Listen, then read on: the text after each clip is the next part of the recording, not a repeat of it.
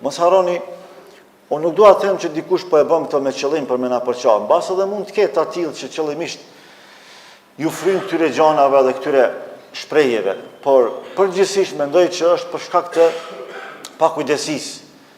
Zatën shumica e përçarjeve ndodhin në shoqëritë njerëzore nga pakujdesia.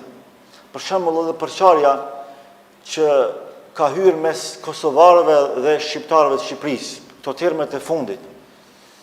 Pra, ata janë shqipeca, ne jemi kosovar, pra në terme pejorative dhe në nënçmuese, këto kufi artificial që i kanë vendos armiqt e shqiptarëve, armiqt e vendin tonë, nuk duhet me leju me ndiku ata deri në atë nivel sa që na me e pa njëri tjetrin ndryshe.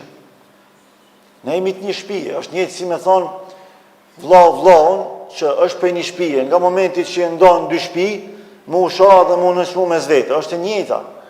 Se ne kemi qenë një shtëpi. Shqipëria etnike ka qenë një shtëpi e vetme.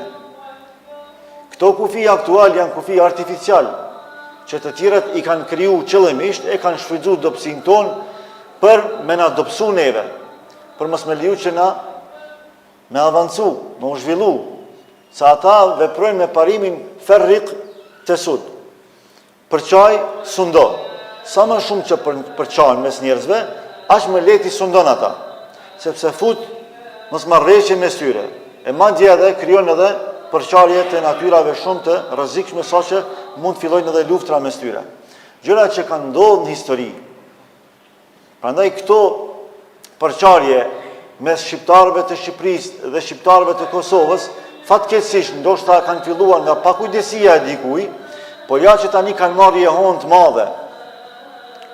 Pra, një zënk e vogël, natyrale, një mosmarrëveshje natyrale me njerë shpërthen në sharje në prejardhje.